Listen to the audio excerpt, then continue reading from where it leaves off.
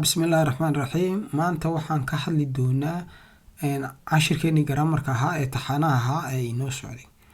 Okay, maanta waxaan ka hadlaynaa waxa la yidhahdo auxiliary verbs oo magaranaysaa verb gargaarayaal ah.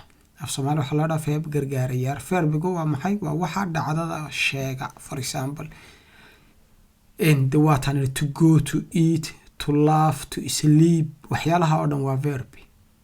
So kuwanina verbka ayay gargaaraan. maxay ku gargaaraan? waxa ay ku gargaaraan ma garanaysaa waxay ku gargaaraan in au sentence ku dhamaystirmo verbigu ku jiro. tusaale ahaan, the main auxiliary verbs help verbs so that the sentence is to be complete. inuu sentence ku dhamaystirmo. moogta marka luqadda ingiriiska waa tiirasha ay ku dhisan tahay mid ka mid ah. marka waxayna yihiin saddexdan qaybood ee soo socota: to be, ama to have, ama to do. saddexduba waa saddex oo aad u muhiim ah verbkay caawiyaan. inka to be dani waxay noqonaysaa am iyo is iyo are. oo I am markaad leedahay I am waxaan ahay, ama I am going waxa aan tegayaa. going gidaas I am taasi be dana ka imatay. He is markaad leedahay magaraysa going to school, yani tusaale isku mid haddaan usoo qaadno iskuulka ayuu tegayaa, waxay ka timiday istaasi biidanay ka timiday. We were friends, saaxiiba ayaan ahaan jir, waxay ka timiday ilaan sentence-ka inay dhamaystirmaa laga rabayaa. magarad marka laba nooc buu u support gareeyaa, ama u taageeraa, ama u magaraysa u caawiyaa sentence-ku inuu dhamaystirmo. marna waa markuu adjective yahay oo qofku wuxuu yahay lagu sifaynayo, ama waxay ahaayeen, ama marna waa markuu verbiga ku jiro oo ah meel ay tegayeen, meel ay tegeen, maxaa la yidhahdaa meel ay tegi doonaan, iyo meel magarad sidaa iyo si lamid ah. waan arki doonaa example-ada soo socda. to have tanna waxay la mid tahay haysasho.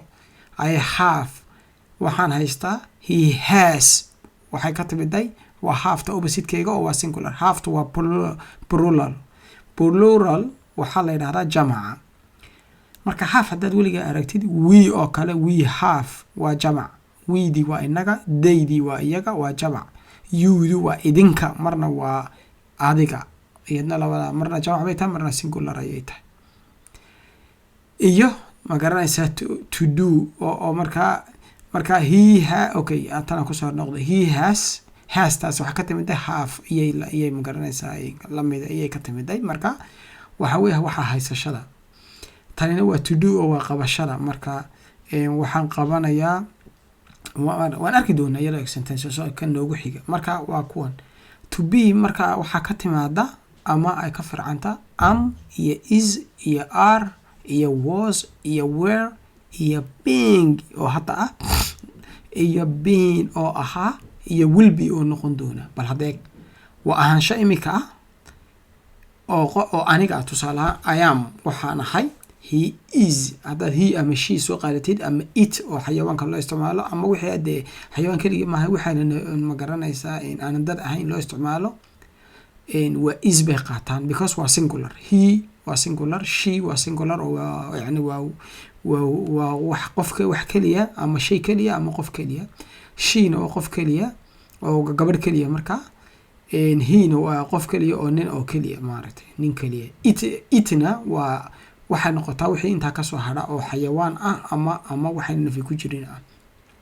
artu waa tii aan nidhi waa jamac, oo yuna marna ayay noqotaa jamac oo idinka ah, marna yuna marna waxay noqotaa he maxaa la yidhaahdaa you adigoo keliyaati ay noqotaa. oo marna you markaan kule waa keliga, marna you are markaatiina waa jamac.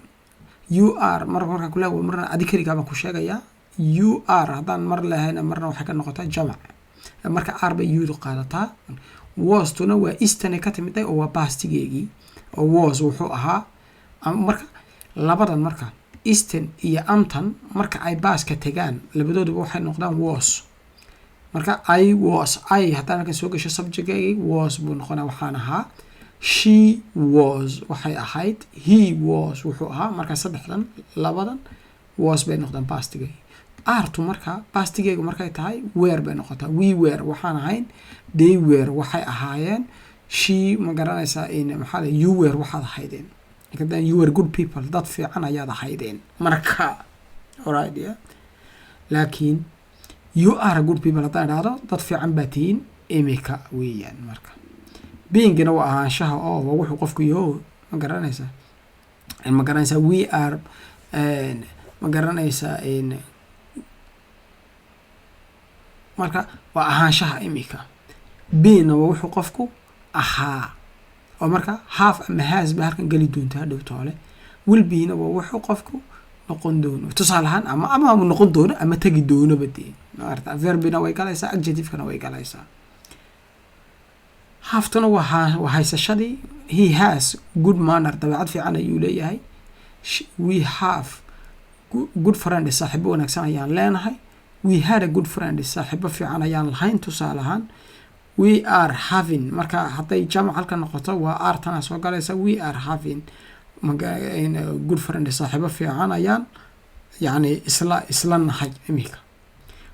will have-na waxaa ka dhata waan yeelan doonaa ama waan tegi doonaa. marka isku wada tiirsan yihiin maaragta. marka rukunkan auxiliary verbs waa rukunada ka mid ah.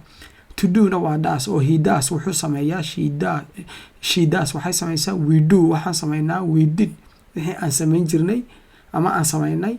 we will do waxaan samayn doonaa tusaale ahaan. marka waa kuwan iyaga oo sentenceadii caadiga ahaa ku jira. auxiliary verbs in sentence marka I was relaxing for an hour baleeg saacad ayaan iska nafisayay ama iska ma garanaysaa yani dee nasanayay. waa was maarata waxaan nasanayay. she is waiting in the hall waxay nagu sugaysaa. waa imika verb dhacayaya because markay baaska noqoto was bay noqotay laakiin imika waxay nagu sugaysaa. istaas waxay ka timid verb to be. verb to be ayaa ka timid. waa ka verb to be ka timid istaas. was tana verb to be ayaa iyaduna ka timid. marka she is waiting in the hall waxay nagu sugaysaa. waa verb to be waxay ka timid weli ma garanaysaa gudaha yani hallka ayay nagu sugaysaa. it will be waiting outside ama ayuu noqon karaa ama wuxuu noqon karaa wax maarata ayna bini aadan ahayn. wuxuu nagu sugi doonaa dibadda. maadaama gaarigaygu wuxuu ooli doonaa ama nagu sugi doonaa dibadda. my car will be waiting outside gaarigaygu wuxuu nagu sugi doonaa dibadda. macnaha weyn dibadda dhigna dibaddu iska yaala dibadda nagu sugaya. marka waa itti baa kasha maaragta. we were laughing a lot in badan ayaan qoslaynay. marka weedii weer bay noqotay. maxay ka timiday? waxay ka wada yimaadeen intan oo dhan verb to be. they are going out tonight caawa way meel ayay u socdaan. he had drunk it before we arrived wuxuu cabay intii aanan imin. she has gone labadan waxay ka yimaadeen ma garanaysaa verb to have bay ka yimaadeen. he had drunk marka sentenceka ayuu dhamaystiraya. she has gone already horay ayay u socotayba iyadu marka has bay haystaan maaragta. we shall have eaten it by then marka waa maraan cunaba de imka haddaan ku idhaahdo caawa maqaaxida ayaan tegaynaa noo imo haddaad tira 8 barkaan de marka cuntadii waaba cunay ka dhigan tahay. we have eaten it by then xilligaas. I'm continuing my study aqoontayda ayaan sii siyaadsanaya. okay waaya maaragta marka auxiliary verbiyadu sidan ayay ma garanaysaa in verbi karkaalayaal u yihiin.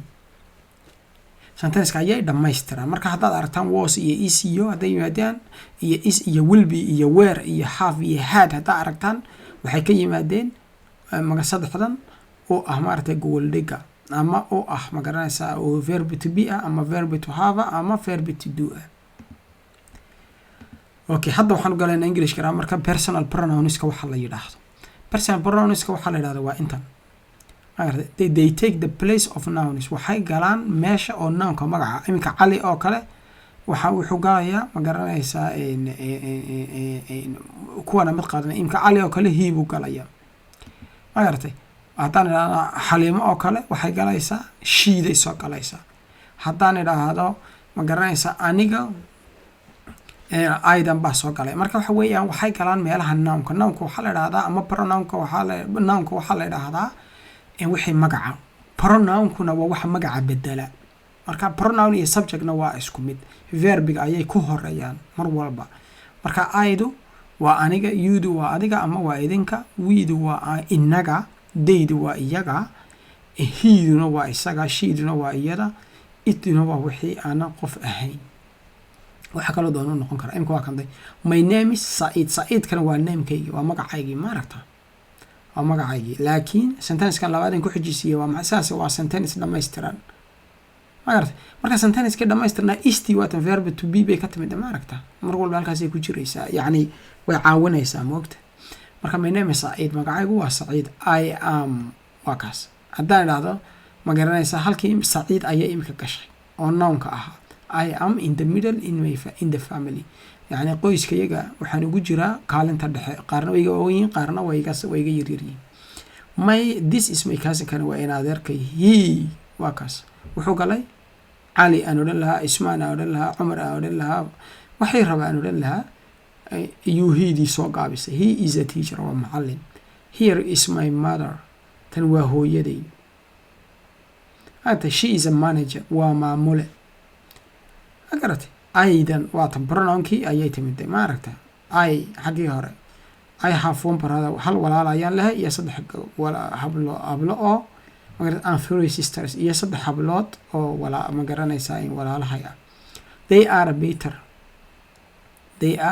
Peter Sharon and Jenny marka saddexda wuxuu ku kala sheegayaa saddex qof they are marka waa iyaga moogta iyagu waxay kala yihiin Peter iyo Sharon iyo Jenny bisad I have a cat bisad ayaan leeyahay cat maarata waa bisadii laakiin bisadii maxay noqotay it is called Lucy bal eegad agar the cat haddaan imka odhan lahaa bisada waxaa la yidhaahdaa Lucy laakiin idiba inoo soo gaabisay it is called Lucy marka haddaba Luciyey marka bisadii baan la hadlayaa you are a great cat bisad wanaagsan ayaa tahay okay kamarada halkan naga yar dhig imika okay halkan ayday marka hello guys ii warrama inamadow ama habliya inamaba waa loo isticmaala guys markay jamac yihiin you may stand up now waxaa imika waa iska joogsa sare waad u kici kartaan hadda marka hore way fadhiyeen baa laga yaabaa hadda sare waa u kici kartaan my family qoyskaygu an I iyo anigu meelaha khadka cas oo dhan aan ku qoray waa subject-yadii halkan aan ku qornay ayaan magaranaysaa aan ku qaadanaynaa iyaga oo sentence my family and I aniga iyo qoyskaygu live in the capital waxaan ku noolahay caasimadda we have bought waxaan iibsanay a big house guri weyn weydii ma aragta marka saas ayay videogu marka waan soo yar gaabinaynaaba ila tahay kan intaas ay noogu joogo halkaa wixii ka dambeeya ayaan kasii wadaynaa kan kale khayr baan isku ognahay asalaamu calaykum waraxmatullaahi wabarakaatu